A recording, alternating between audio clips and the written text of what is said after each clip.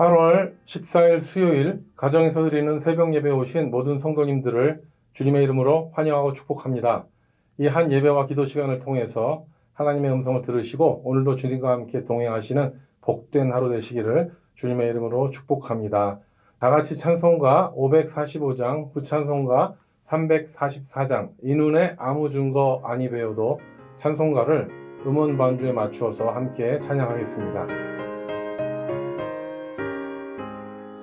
이 눈에 아무 증거 아니 되어도 믿음만을 가지고 선을 걸으면 이 귀에 아무 소리 아니 들려도 하나님의 약속 위에 서리라.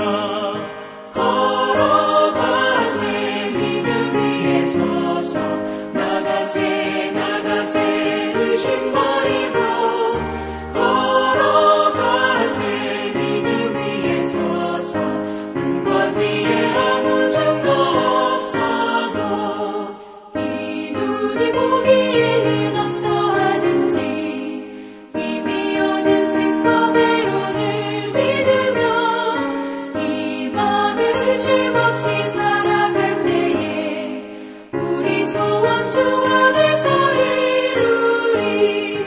걸어가세 믿음 위에 서서 나가세 나가세 의심 버리고 걸어가세 믿음 위에 서서 눈과 귀에 아무 증거 없어도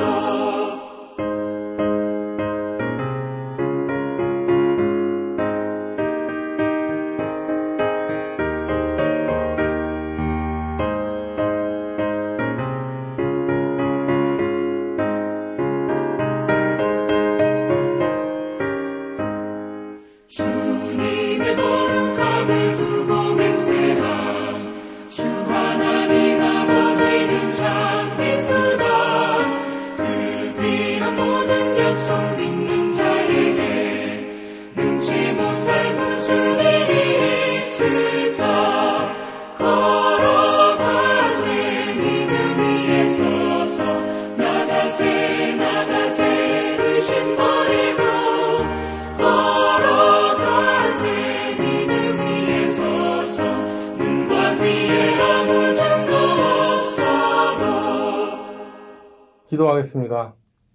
하나님 감사합니다.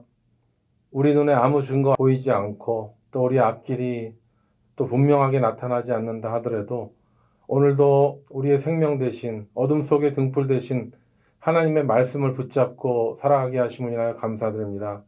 기도와 기는 우리의 한 걸음 한 걸음이 주님과 동행하여서 먼 날 천국에서 우리의 그 어렵고 힘든 시간에 하나님께서 함께 하셨다는 그 약속을 오늘 하루도 경험하는 복된 시간 되게 하여 주셔서 오늘 말씀을 들을 때 우리의 우둔함과 어리석음이 다 떠나가고 우리의 삶의 주관자이신 하나님 앞에 우리의 삶을 의뢰하며 다시 한번 말씀 안에서 생명길과 자유함을 누릴 수 있는 복된 시간 되게 하여 주시옵소서.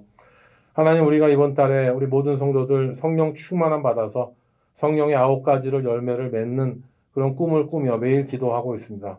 오늘은 특별히 우리가 우리 삶 가운데 양선의 열매가 맺히게 하셔서 우리가 정말 우리 가족들과 이웃들에게 주님 주신 그 마음으로 선한 마음으로 굿네스, 그 양선을 이룰 수 있는 우리의 삶이 되게 하시고 양선의 열매를 맺음으로 인하여 그 양선의 열매를 나와 우리 가족이 맛볼 뿐만 아니라 우리의 성도들과 이웃들에게 그 열매를 나눌 수 있는 풍성한 양선의 열매를 맺을 수 있는 우리 모두가 되게 하여 주시옵소서. 이 시간 성령께서 우리 각자에게 주시는 음성을 듣기를 원하오며 존귀하신 예수님의 이름으로 기도드립니다. 아멘. 오늘 하나님의 말씀은 다니엘서 5장 1절에서 16절까지 말씀입니다. 자막을 참조하시고 제가 읽어드리도록 하겠습니다. 벨사살 왕이 그의 귀족 1000명을 위하여 큰 잔치를 베풀고 그 1000명 앞에서 술을 마시니라. 벨사살이 술을 마실 때에 명하여 그에 붙인 느부갓네살이 예루살렘 성전에서 탈취하여 온 금, 은, 그릇을 가져오라고 명하였으니 이는 왕과 귀족들과 왕후들과 후궁들이 다 그곳으로 마시려 함이었더라. 이에 예루살렘 하나님의 전 성소 중에서 탈취하여 온 금그릇을 가져오매 왕이 그 귀족들과 왕후들과 후궁들과 더불어 그것으로 마시더라. 그들이 술을 마시고는 그 금, 은, 구리, 쇠, 나무, 돌로 만든 신들을 찬양하니라. 그때 사람의 손가락들이 나타나서 왕궁 촛대 맞은편 석회벽에 글자를 쓰는데 왕이 그 글자 쓰는 손가락을 본지라. 이에 왕의 즐기던 얼굴이 변하고 그 생각이 번민하여 넓적다리 마디가 녹는 듯하고 그의 무릎이 서로 부딪힌지라. 왕이 크게 소리질러 술객과 갈대와 술사와 점쟁이를 불러오게 하고 바벨론의 지혜자들에게 말하되 누구를 막론하고 이 글자를 읽고 그 해석을 내게 보이면 자주색 옷을 입히고 금사슬을 그의 목에 걸어주리니 그를 나라의 셋째 통치자로 삼으리라 하니라. 그때 왕의 지혜자가 다 들어왔으나 능히 그 글자를 읽지 못하며 그 해석을 왕께 알려주지 못하는지라. 그러므로 벨사살 왕이 크게 번민하여 그의 얼굴빛이 변하였고 귀족들도 다 놀라니라. 왕비가 왕과 그 귀족들의 말로 말미암아 잔치하는 궁에 들어왔더니 이에 말하여 이르되 왕이여 만수무강하옵소서. 왕의 생각을 번민하게 하지 말며 얼굴빛을 변할 것도 아니니이다. 왕의 나라에 거룩한 신들의 영이 있는 사람이 있으니 곧 왕의 부친 때에 있었던 자로 명철과 총명과 지혜가 신들의 지혜와 같은 자니이다. 왕의 부친 느부갓네살 왕이 그를 세워 박수와 술객과 갈대와 술사와 점쟁이의 어른을 삼으셨으니 왕이 벨드사살이라 이름하는 이 다니엘은 마음이 민첩하고 지식과 총명이 있어 능히 꿈을 해석하며 은밀한 말을 밝히며 의문을 풀 수 있었나이다. 이제 다니엘을 부르소서. 그리하면 그가 그 해석을 알려드리리라 하니라. 이에 다니엘이 부름을 받아 왕의 앞에 나오매 왕이 다니엘에게 말하되 내가 나의 부왕 유다에서 사로잡아온 유다 자손 중에 그 다니엘이냐. 내가 네게 들은즉 내 안에 신들의 영이 있으므로 내가 명철과 총명과 비상한 지혜가 있다 하도다.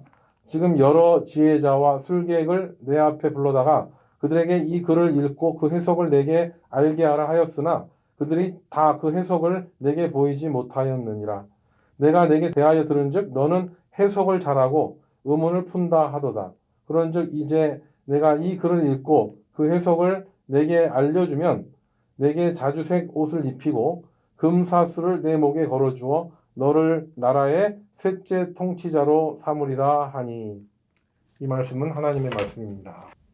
설교를 준비할 때 그 설교 제목을 세워야 되는 그 시간이 오는데요. 오늘 본문을 읽는 가운데 바로 설교 제목이 떠올랐습니다.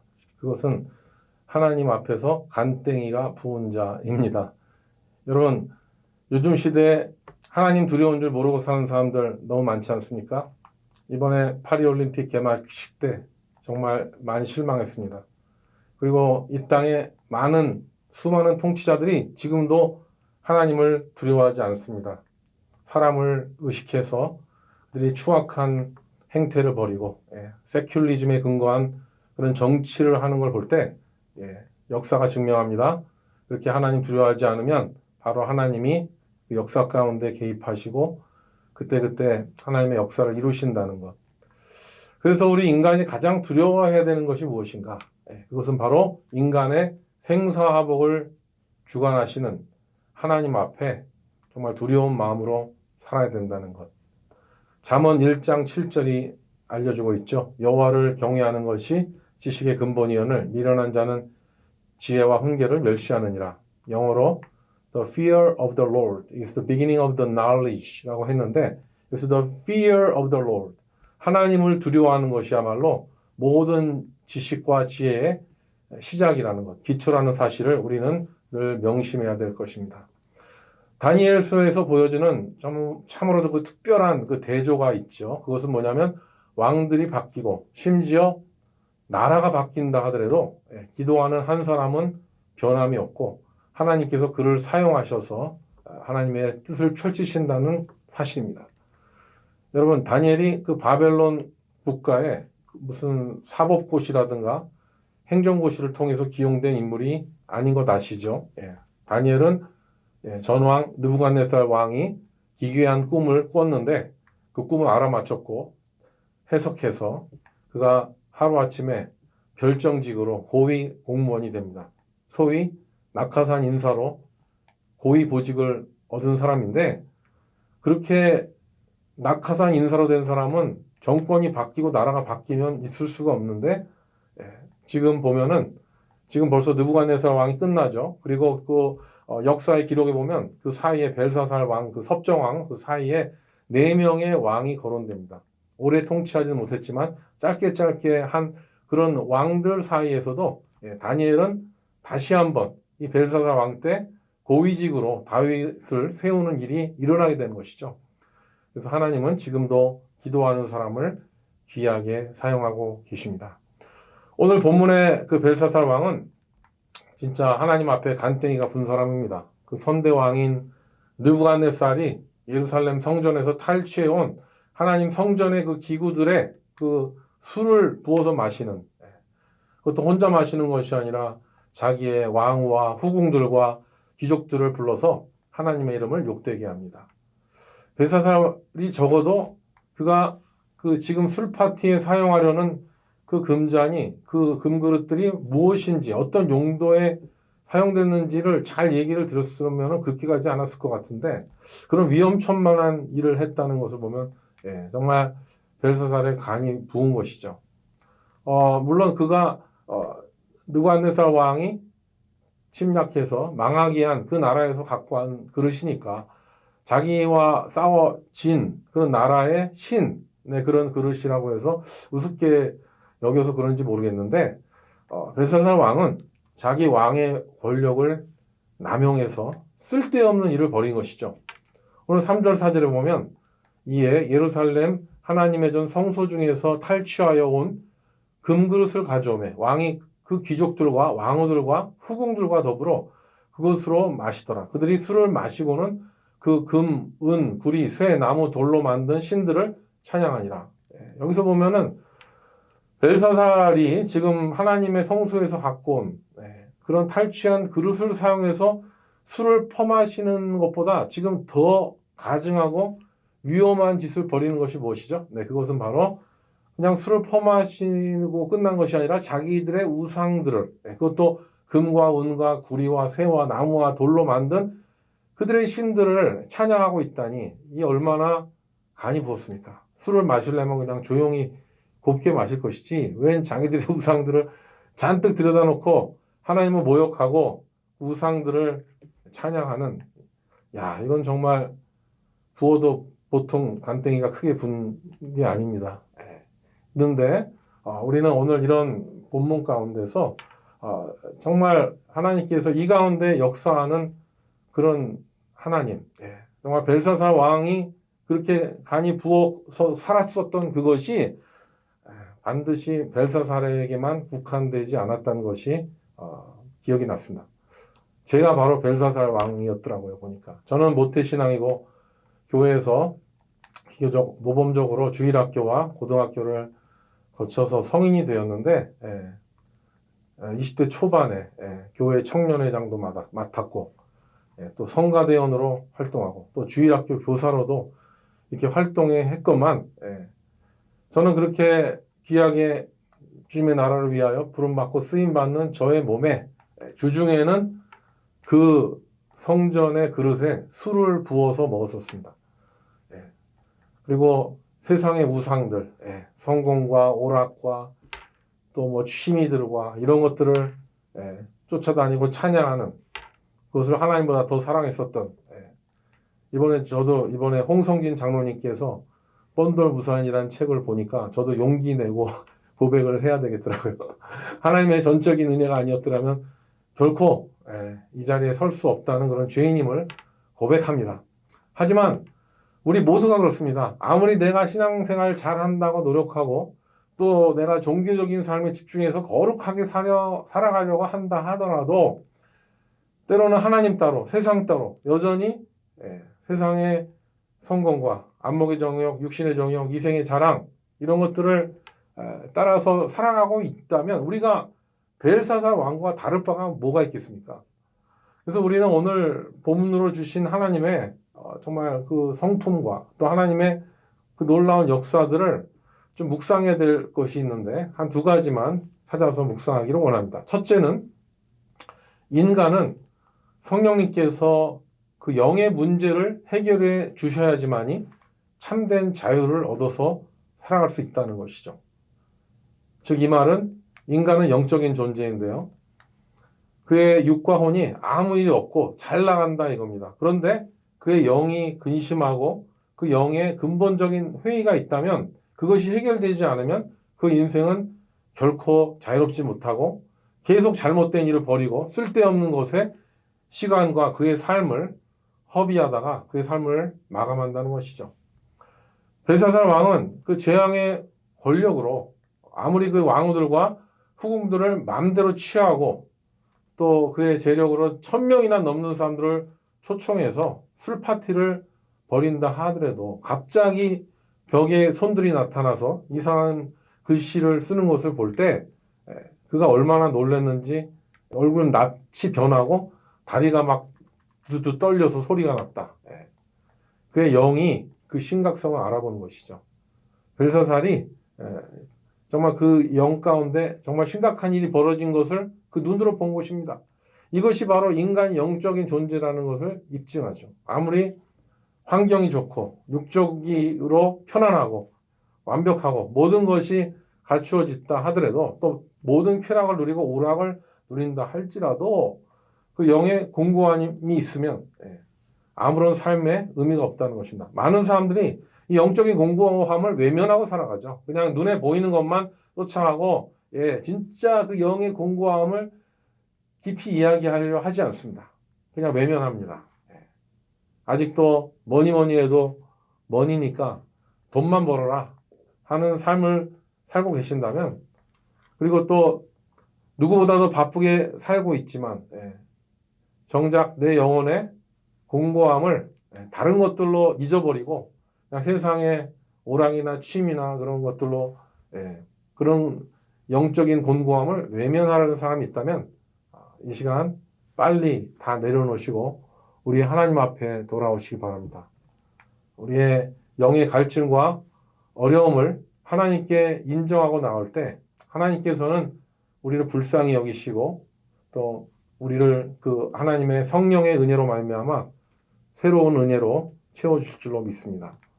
모든 지각에 뛰어난 하나님의 평강이 우리 영을 만져주시고 그리스도 안에서 우리의 생각을 지켜주실 때만이 우리가 참된 자유함을 얻어서 우리 인생을 주님과 함께 기쁘게 살아갈 수 있다는 것입니다. 우리는 모든 영의 곤고함과 그 어려움을 십자가 앞에 다 내려놓을 때 우리는 부활하신 예수님의 능력으로 회복될 줄로 믿습니다. 예수로 충만한 자, 성령으로 충만하려 하는 자는 영혼의 곤고함에서 해방될 것입니다. 오직 예수를 주로 시인하는 자들만이 성령님으로 말미암아 자유함을 누리는 삶을 경험하게 될 줄로 믿습니다. 아멘. 둘째로 하나님께서 주시는 지혜만이 인간의 유한한 지혜를 넘어서 모든 문제를 해결할 수가 있습니다. 벨사살 왕은 아무 정말 이렇게 그 뜻을 알 수 없는 글자들이 나타났을 때 결국은 이 모든 문자의 해석을 하나님의 사람 앞에 가지고 갑니다. 이 세상에서 해결할 수 있는 모든 방법들은 하나님 앞에 올 때만이 해결될 줄로 믿습니다. 세상에서는 지혜 있는 현자들을 칭찬하고 그들의 말에 귀를 기울이려 합니다. 그렇지만 그들이 한계가 있다는 거 우리 알죠. 시간이 지나면 그들이 말하는 지혜는 다 바뀌는 것이고 지금 느부갓네살 왕이 벌써 2번이나 증명하지 않았습니까? 그 아무도 해석할 수 없는 그 꿈. 그리고 또 벨사살 왕도 결국은 하나님의 지혜만이 인간의 어려움은 해석할 수 있다는 그 난제를 풀 수 있다는 것을 믿게 해주었죠. 느부갓네살 왕은 자신이 꿈, 그 2번이나 해석해주는 그 다니엘에 대해서 굉장히 극찬하지 않았습니까? 그리고 엄청난 그런 물질과 높은 보직을 주었는데 그런데 이 느부갓네살 왕은 그 이후의 삶이 좋지가 않습니다. 그 정도로 인정했으면 심지어 다니엘한테 절까지도 했었는데 처음에는요. 그렇다면은 좀 젊더라도 그를 영적 멘토로 삼아서 계속적으로 하나님을 경외하고 그 바벨론을 통치했어야 되는데 그는 금신상을 만들고 또 그 자기의 그 신상에 절하지 않는 사람들을 풀무불에 집어넣겠다고 정말 엉뚱한 일을 벌이고 또 하나님을 두려워하지 않는 삶을 살고 있었습니다. 다니엘 왕은 정말 그 다니엘의 그런 귀한 일을 생각해서라도 적어도 그 세 친구를 풀무불에 이렇게 쉽게 집어넣지 말았어야 되는데 어떤 성경학자들이 이런 이야기를 합니다. 우리가 어저께 그저께 또 큐티를 통해서 묵상했습니다만 느부갓네살 왕이 그렇게 멋지게 살다가 짐승같이 또 악몽의 7년을 살게 됐다는 그 이유가 무엇인가? 그 이유는 그가 자기를 위해서 신상을 만들고 그 숭배를 하게 했기 때문에 그에게 그런 일이 닥치지 않았는가? 그런 성경 주석학자들이 이야기도 합니다. 그러므로 우리는 이제 하나님을 알게 되었을 때 하나님의 그 사람으로 말미암아 위로부터 난 지혜로 무엇을 깨닫게 되었을 때 그것을 깨닫는 것만으로 끝나면 안 된다는 얘기죠. 성령께서 깨닫게 해주신 것, 또 하나님께서 지혜 말씀을 주셔서 그 말씀을 깨닫는 것으로 끝나는 것이 아니라 그 말씀대로 이제 행하는 자에게만 구원이 임한다는 거예요. 예수를 주로 모셔야 됩니다. 하나님의 아들 예수라는 걸 아는 것만으로는 안 됩니다. 그리고 성령께서 우리의 삶의 주인이시고 성령께서 우리에게 임하실 때만 온전한 지혜를 얻는다는 것을 알고 매 순간 매일 성령을 모시고 살아가야 된다는 것이죠. 오늘 그 다니엘서 4장 5장 그것이 이어지는 것을 보면은요. 그 성경에 보면 바로 느부갓네살 왕 다음 계승자가 벨사살 왕이 된 것 같이 보이지만 그 역사는 그렇지 않습니다. 거기 보면 이제 빈 이야기들이 4장과 5장 사이에 나오는데요. 느부갓네살 다음으로 그의 아들 에윌 무로닥이라는 사람이 왕위를 계승하게 됩니다. 그런데 그는 참 비참하게 돼요. 그의 매형인 네리글리사르가 그 음모를 이제 펼치는데 그것으로 말미암아 8년 만에 모살을 당합니다. 그런데 이 네리글리사르도 4년밖에 통치하지 못해요. 그리고 그의 어린 아들 라바시 마르둑을 왕위에 얹히는데요. 그는 9개월밖에 통치하지 못하고 통치도 못한 거죠. 어린 마르둑이었으니까요. 살해되었고 그리고 그 후에 자기 스스로를 나그의 숭배자라고 했었던 그 신 바벨론 제국의 마지막 왕이었죠. 이 사람이 나보니두스인데요. 이 사람이 이제 왕이 되었을 때 그는 주로 이렇게 원정을 아라비아로 가고 뭐 원정을 많이 나갔는데 그래서 이제 그의 아들 벨사살을 섭정 왕으로 세워놓고 그렇게 돌아다녔습니다. 근데 어떻게 됩니까? 오늘 이 이후로 그들은 벨사살 왕도 끝나고 나보니두스도 끝나고 비참하게 새로 등극한 페르시아 왕에 의해서 그 나라가 바뀌고 그 두 왕은 없어져 버리는 것이죠.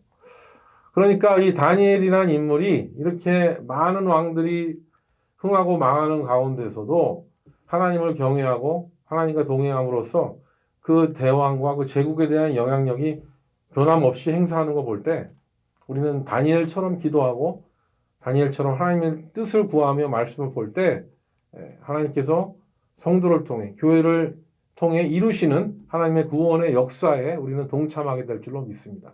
사랑하는 성도 여러분, 우리도 다니엘처럼 인간의 그 영적인 고뇌와 고통을 해결하실 수 있는 분은 오직 하나님이시라고 믿고 기도하며 나아갈 때 우리는 하나님과 사람들 앞에 인정받는 그런 예수님의 제자, 언제 어디서나 성령님의 지혜를 갈망하고 그 지혜를 받아서 그렇게 하나님 앞에 쓰임 받아 살아갈 수 있는 저와 여러분 되시기를 주님의 이름으로 축복합니다. 함께 기도하겠습니다.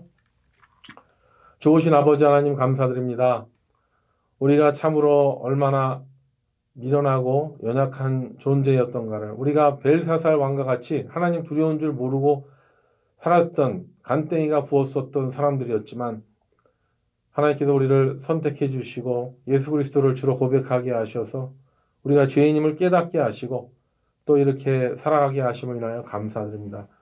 기도하옵기는 우리는 이제 다니엘과 같이 하루에 3번 이상씩 하나님께 기도하며 하나님과 동행하며 그렇게 위로부터 난 지혜를 얻어서 이 세상에 아직도 벨사살과 같이 하나님을 알지 못하고 그 간땡이가 부어서 그렇게 살아가는 그 수많은 사람들에게 하나님의 복음을 증거하며 하나님의 나라를 설명하며 예수 그리스도를 증거할 수 있는 복된 하루가 될 수 있도록 그래서 그렇게 잃어버린 영혼들을 주님 앞에 인도할 수 있는 제자의 삶을 살아가는 우리 모두가 되게 하여 주시옵소서. 오늘도 우리와 함께 하실 좋으실 주님을 찬양하며 존귀하신 예수님의 이름으로 기도드립니다. 아멘.